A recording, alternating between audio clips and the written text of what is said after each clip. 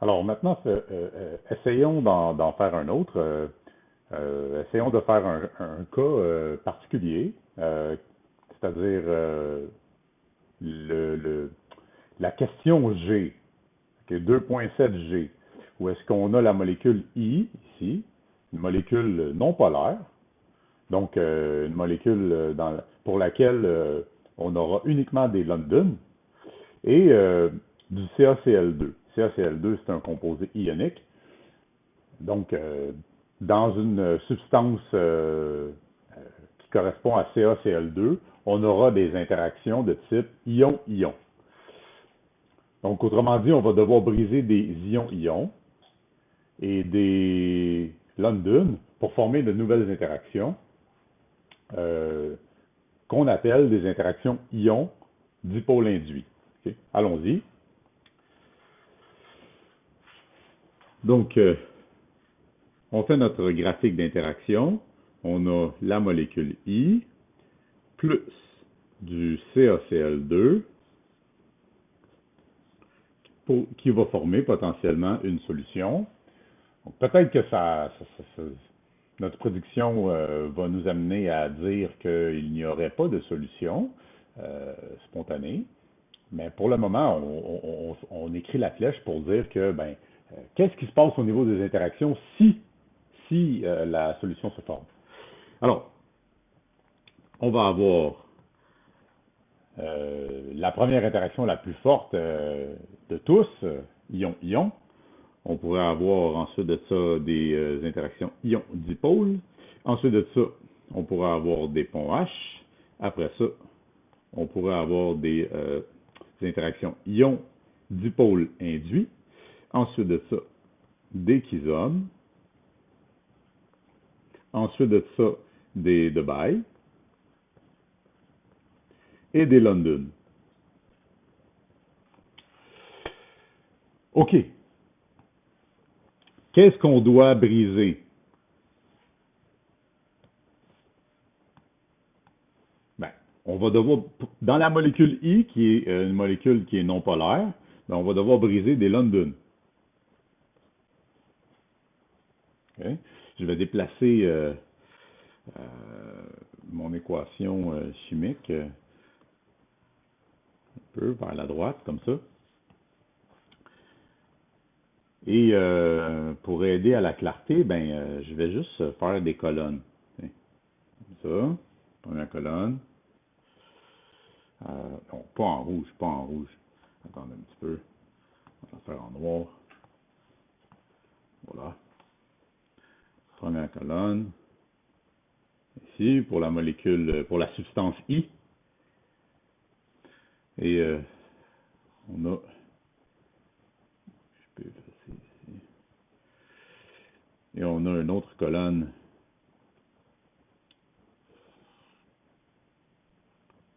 pour CaCl2.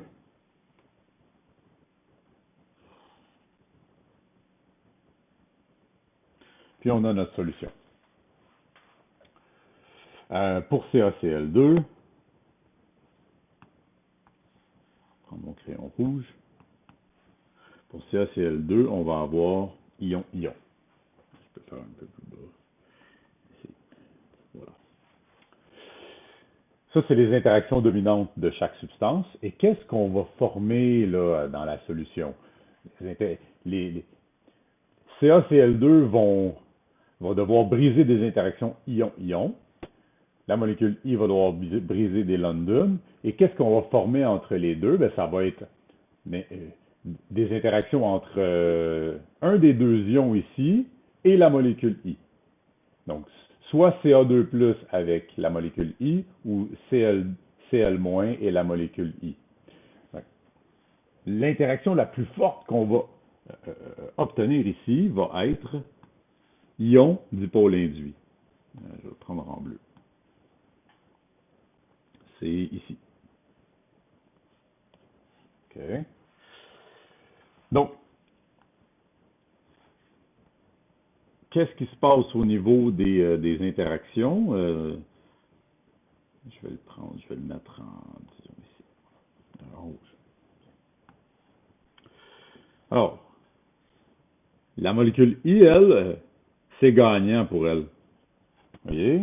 Elle gagne en termes de stabilisation en formant la solution. Mais ce n'est pas le cas pour CaCl2. Mais là, il semble y avoir comme compensation. On pourrait être porté à dire, ben, ici, on dirait que le saut compense la chute du CaCl2.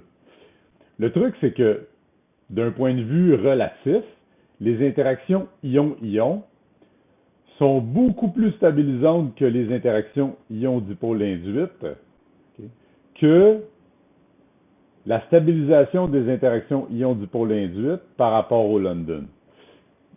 Qu'est-ce que je veux dire par là? Ben, regardez, ici j'ai un graphique de la force relative des interactions. Donc, vous voyez que ion-ion par rapport à ion dipôle induit, la chute, là, ou si vous voulez, la baisse de stabilisation, elle est beaucoup plus grande que d'aller de London à ion dipôle induit. Donc, ça, c'est le CaCl2 qui va faire ça. Il va partir de là pour aller jusque-là. Tandis que la molécule I, elle va partir de là pour aller jusque-là. Mais il n'y a pas une compensation.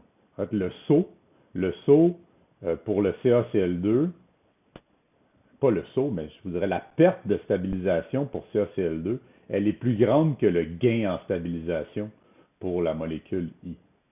Okay? Donc, ça revient à dire que ben, ce qui va être formé là, ici, ben, ne compense pas les interactions qui sont brisées. Il faut considérer les deux ensemble, hein? Donc, ici et ici. Ça ici, ça ne va pas compenser la combinaison des deux effets qui se produisent au niveau de mes réactifs. Autrement dit, ici,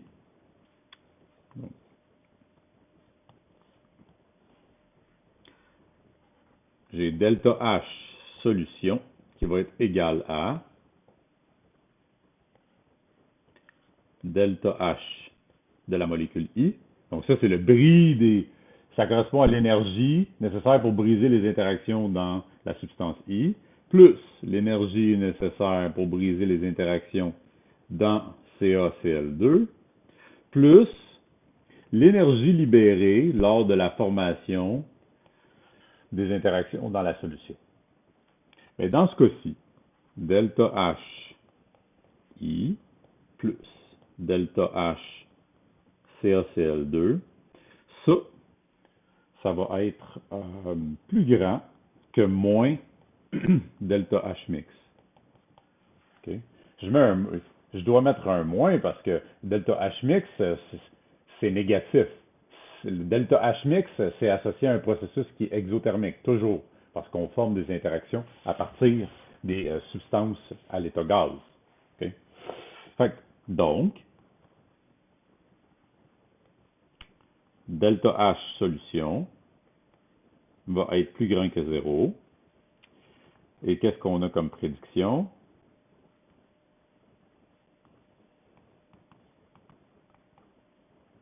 Pas de solution. Okay?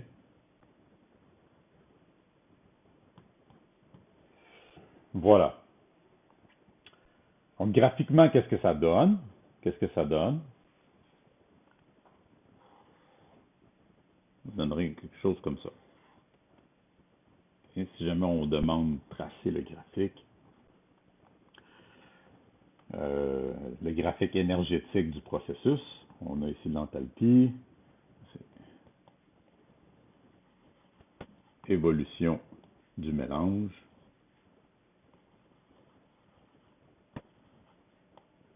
Okay.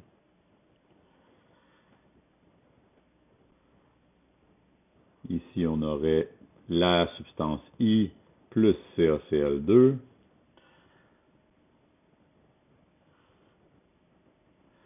On passe à l'état ici, gazeux. Donc, on aurait ici I gazeux plus Ca2+, gazeux, plus Cl-, gazeux. Et là, donc ça ici, ça correspond au bris des interactions dans les substances pures. Et là, on forme les interactions entre les deux substances pour arriver à la solution. Mais le truc, c'est que la stabilisation qu'on gagne n'est pas plus grande que ce qu'on doit briser. Okay. Ça donne ici la solution. Okay.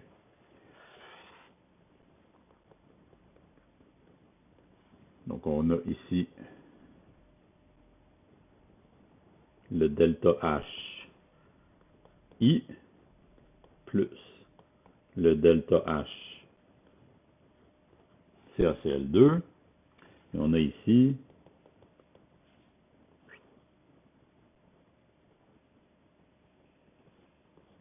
le delta H mix. Okay. Et on a ici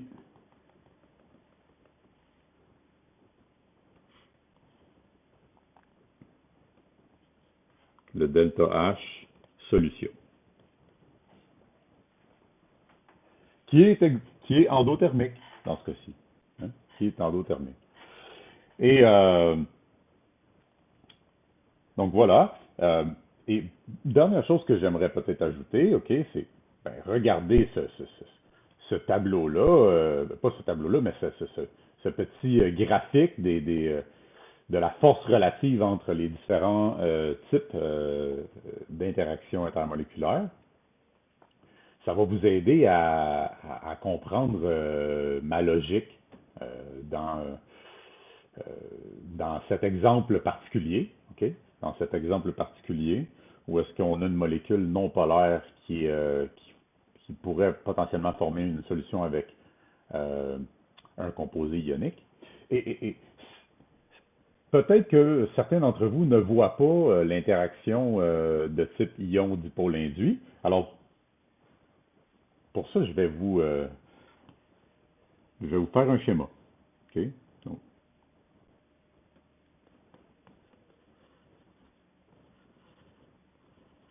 voici le schéma de l'interaction ion dipôle induit.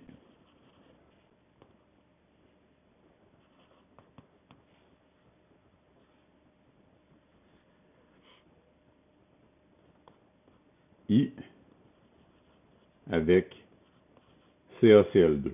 Okay?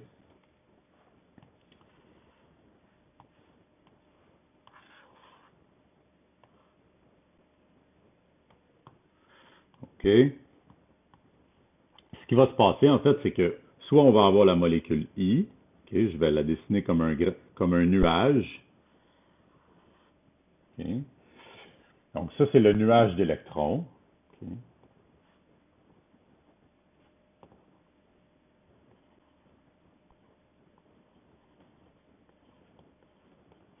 Ça, c'est le nuage d'électrons. Je vais le déplacer un peu plus bas.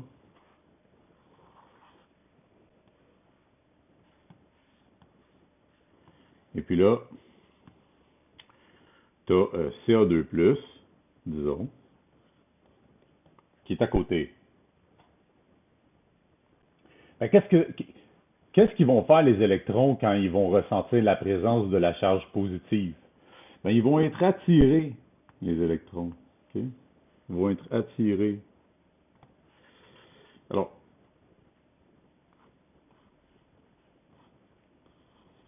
il va y avoir une attraction. Okay? Puis, cette attraction-là,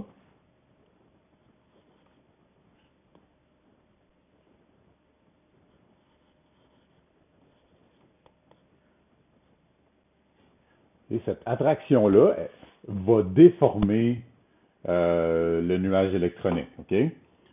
Voilà. On va dessiner la suite. Okay.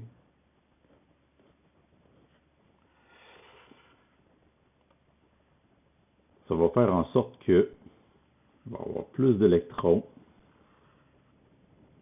de ce côté-là. J'aime pas trop mon dessin. Voilà. On va faire ça comme ça. C'est mieux.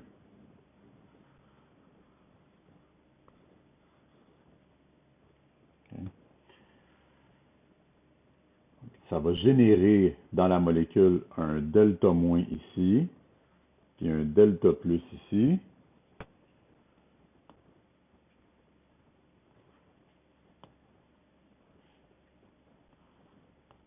Donc ça, c'est toujours la molécule I.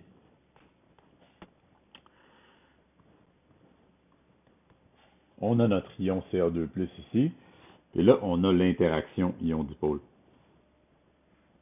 Voilà. Okay. Ici. Okay. Ça, c'est l'interaction ion-dipôle. J'ai dit ion-dipôle, mais en fait, c'est ion-dipôle induit. Okay? Dipôle induit.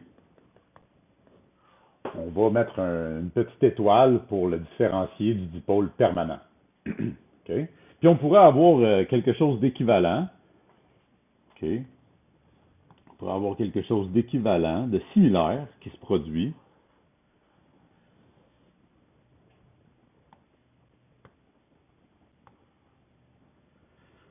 Okay? Avec le Cl-. Okay? Dans le cas de Cl-, il ne va pas avoir une attraction du nuage électronique, il va avoir une répulsion. En fait, le phénomène ici va être inversé.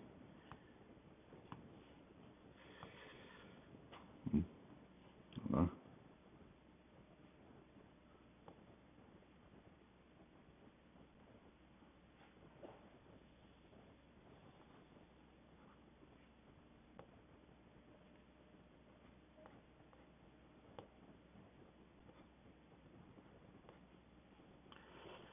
Okay. Donc ici, une répulsion, on va mettre en rouge.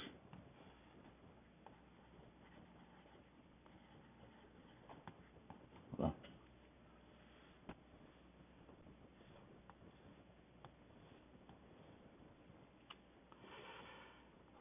Ça, ce serait dû à la présence de Cl-. Okay. Une répulsion du nuage électronique, ce qui générerait l'inverse.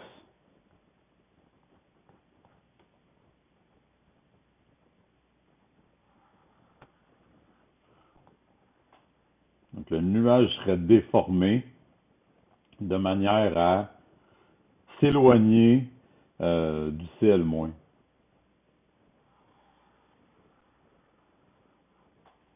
Quelque chose comme ça. Donc ici, tu aurais un delta+, et ici un delta-. Et là, tu aurais le Cl- ici, qui interagirait avec la portion positive. Je vais me rapprocher un peu. Voilà.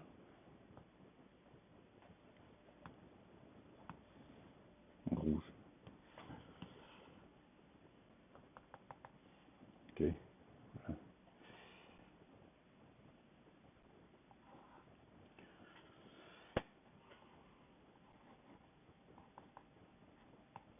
Donc, dans les deux cas, c'est des interactions ion-dipôle induit. Sauf que dans un cas, c'est avec l'ion Cl-, et l'autre cas, l'ion Ca2+. Donc, c'est à ça que ça ressemblerait une interaction ion-dipôle induit. Et c'est le type d'interaction qu'on doit considérer dans la formation de la solution, dans ce cas-ci. Ce petit diagramme-là, je l'ai ajouté aux notes de cours du chapitre 2 et je l'ai déposé aussi dans le document des notes de cours de l'équipe Teams. Donc, n'hésitez pas dans les commentaires de la vidéo, de poser des questions et je répondrai le plus rapidement possible. Merci tout le monde.